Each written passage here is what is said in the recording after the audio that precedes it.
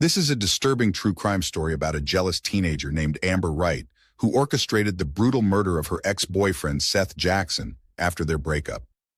Amber was jealous that Seth had moved on and started dating another girl, so she devised a twisted plan with her new boyfriend Michael Bargo and a group of friends to lure Seth to a trailer home under the guise of wanting to reconcile. When Seth arrived, he was viciously attacked by the group. Kyle Hooper, Amber's stepbrother, struck him in the head with a wooden stick, and Justin Soto joined in the assault. Despite being shot twice by Michael Bargo, Seth managed to crawl out of the house and onto the road before Bargo shot him again. The group then dragged Seth's body back inside, broke his kneecaps, and rolled him into a sleeping bag. In a heinous act of cruelty, they took Seth's body outside and burned him alive, drinking and partying as they watched his body burn. Neighbors heard gunshots but assumed it was just firecrackers and ignored the disturbance. After Seth's remains were reduced to ashes and bone fragments, the group shoveled them into paint buckets and disposed of them in a nearby quarry, with the help of Michael Bargo's stepfather, James Haven. The investigation into Seth Jackson's disappearance initially treated it as a runaway case, but suspicion soon turned to Amber Wright after examining Seth's text messages about meeting up with her on the night he went missing. Amber initially claimed innocence, saying Seth had left shortly after their meeting. However, her stepbrother Kyle Hooper eventually confessed to the horrific crime. According to Kyle, Amber had lured Seth to Charlie Ely's trailer home where Michael Bargo shot him. The group then proceeded to brutally assault Seth further before burning him alive and disposing of his remains.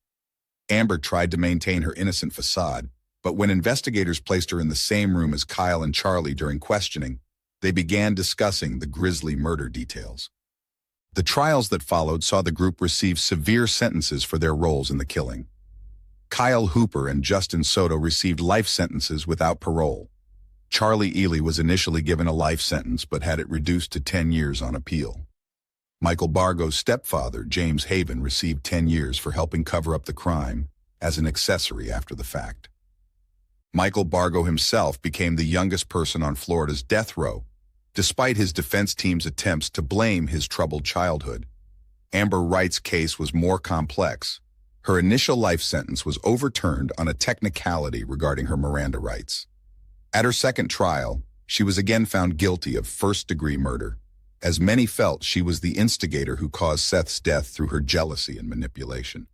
This disturbing case involving the murder of Seth Jackson by his jealous ex-girlfriend Amber Wright and her friends is unfortunately not an isolated incident. In 1992, a similar case was featured on the Oprah Winfrey Show, involving a jealous teenage cheerleader named Phyllis. At age 14, Phyllis was dating two older men, both named Jimmy, simultaneously. When her relationship with one of the Jimmys, referred to as Jimmy 2, wasn't working out, Phyllis hatched a plan with the other Jimmy, Jimmy 1, to kill her ex-boyfriend out of jealousy. Phyllis lured Jimmy 2 into the woods under the pretext of showing him marijuana plants. Meanwhile, Jimmy 1 lay in wait, ambushing and shooting Jimmy 2 when he arrived. Despite Jimmy 2's screams, Phyllis claimed she thought it was just a prank at first.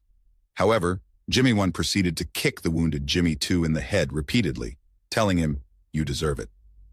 Not satisfied with just shooting Jimmy 2, the depraved pair decided to burn his body. They doused him with gasoline, setting him on fire while potentially still alive. When his body didn't fully incinerate, they threw what remained into a nearby river. Phyllis and Jimmy 1 then nonchalantly used the money they stole from Jimmy 2 to purchase a motorcycle and enjoy a day at the beach, acting as if they hadn't just committed a horrific murder. Thankfully, they were eventually arrested and are now serving time in prison for their heinous crime. The cases of Amber Wright and the jealous cheerleader Phyllis highlight the disturbing lengths some will go to when consumed by jealousy and possessiveness over a romantic partner. In Amber's case, her jealousy over Seth Jackson, dating someone new after their breakup, led her to hatch an evil plot with her new boyfriend Michael Bargo and friends to brutally murder Seth. The details of how they lured Seth to the trailer under false pretenses, viciously assaulted him, shot him multiple times, broke his kneecaps, and ultimately burned him alive while partying nearby are truly sickening. The lack of remorse shown by rolling his body into a sleeping bag and nonchalantly disposing of his burned remains like trash is chilling. Phyllis's case from decades earlier followed a similarly twisted path of jealousy and violence. Feeling torn between her two older boyfriends named Jimmy, she decided the solution was to conspire with one to ambush and kill the other. The casual way she lured Jimmy 2 inches into the woods to be shot, and her attitude of it just being a prank initially, speaks to how disturbingly desensitized she was. Like Amber's group, Phyllis and Jimmy 1 Inch took things even further by dousing the wounded Jimmy 2 with gasoline and burning him, potentially alive. Their morbid curiosity at wanting to watch the body incinerate and casual decision to discard what remained in a river like garbage shows their terrifying lack of empathy. Both cases provide haunting examples of what jealousy, coupled with a startling detachment from humanity, can breed in the minds of troubled individuals. The senseless violence and depravity levels they sunk to over romantic entanglements are astonishingly evil. The trials and sentences handed down in the Seth Jackson murder case attempted to bring some justice, though no punishment could undo the heinous act itself. Kyle Hooper and Justin Soto, who participated in the brutal assault on Seth, received the harshest sentences of life in prison without parole for their roles. Charlie Ely, whose trailer home was the crime scene, also initially received a life sentence. However, she later had it reduced to 10 years on appeal, a relatively lighter term that was controversial given the severity of the crime she facilitated. She was released in 2020 after serving 9 of those 10 years. The alleged ringleader, Michael Bargo, who fired the fatal gunshots, became the youngest person on Florida's death row at that time. His defense tried to blame his actions on a troubled upbringing and his parents' divorce, but the horror of his crimes outweighed any potential mitigating factors in the eyes of the court. Amber Wright's punishments were a mix of overturned decisions and retrials. Her first life sentence in 2012 was vacated on a technicality regarding her Miranda rights not being read properly during arrest. At her second trial, she was again found guilty of first-degree murder, as prosecutors argued she was the catalyst who instigated the tragic events through her jealousy and manipulation of the other perpetrators. While sentences were eventually handed down, the trials undoubtedly reignited the pain and trauma for the loved ones of the victim, Seth Jackson, who had to relive the nightmarish details of his final hours. No punishment could make up for their profound loss of a young life taken in such a cruel and inhumane manner. The involvement of Michael Bargo's stepfather, James Haven, in covering up the murder of Seth Jackson added another disturbing layer to an already profoundly disturbing case. Haven admitted to hearing the group discuss their murderous plot, but unbelievably thought they were joking. His willful ignorance allowed the horrific crime to proceed unchecked. Even worse, Haven then actively assisted in the disposal of Seth's remains and cleaning the crime scene, seemingly realizing too late the grave situation he had entered. Haven's actions, born of either delusion or callous indifference, facilitated the cover-up of an unconscionable act. His sentence of 10 years for being an accessory after the fact pales in comparison to the life sentences given to the main perpetrators. However, his involvement speaks volumes about how a toxic environment of apathy and insularity can indirectly enable unspeakable evil to take root. The neighbors who witnessed the bonfire burning Seth's body, dismissing the gunshots as harmless fireworks, represent a darker social parallel as well. Their willful ignorance of obvious signs of violence is perhaps understandable given the context. However, it highlights the insidious manner in which evil can proliferate when members of a community choose to mind their own business. Amber Wright exploited these inherent human tendencies of denial and detachment to set her sadistic plan in motion uninterrupted. Both Haven and the neighbors' momentary lapses in judgment cleared the way for her jealousy to metastasize into murderous savagery without impedance.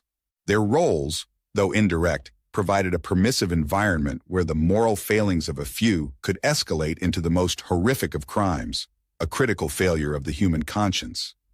In the final analysis, the brutal murder of Seth Jackson by his jealous ex-girlfriend Amber Wright and her accomplices represents one of the most depraved acts of violence imaginable.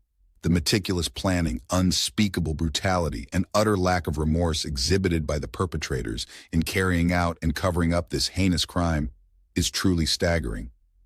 From Amber's calculated manipulation in luring Seth to the ambush, to the savage beatings, gunshots, dismemberment of his body, and ultimate incineration while the group callously partied nearby. Every aspect underscores the profound emotional damage and sociopathic tendencies at play. That Amber's own family members were willing participants in this atrocity only compounds the tragedy. The parallels to the 1992 case of the jealous teenage cheerleader Phyllis are also chilling. The similar motivations, premeditated orchestrations, escalating violence, and dehumanizing disposal of their victims' remains aptly illustrate how ruinous forces like pathological jealousy and lack of human empathy can be when allowed to fester unchecked in the minds of troubled individuals. Ultimately, these cases serve as a sobering reminder of the depths of human depravity and the ever-present undercurrent of evil in our society. They underline the critical need for stronger intervention and support systems to help identify and treat such psychological vulnerabilities before they manifest into unthinkable acts of violence. While the criminal justice system can dole out punishments, true prevention requires a more proactive, unified commitment to fostering environments and values that instill emotional regulation, empathy, and respect for human life in young minds. Only then can we hope to stanch the obsessive jealousies and moral sicknesses that enable such monstrous acts.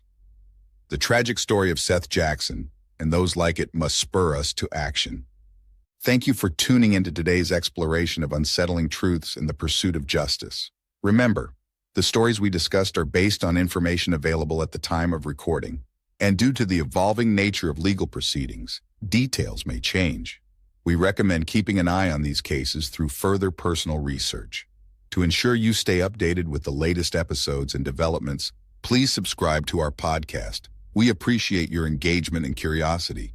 Until next time, take a moment to breathe easy and find some peace knowing that every story shared today is a step towards uncovering the truth. Stay safe and informed, and we look forward to bringing you more stories from the shadows.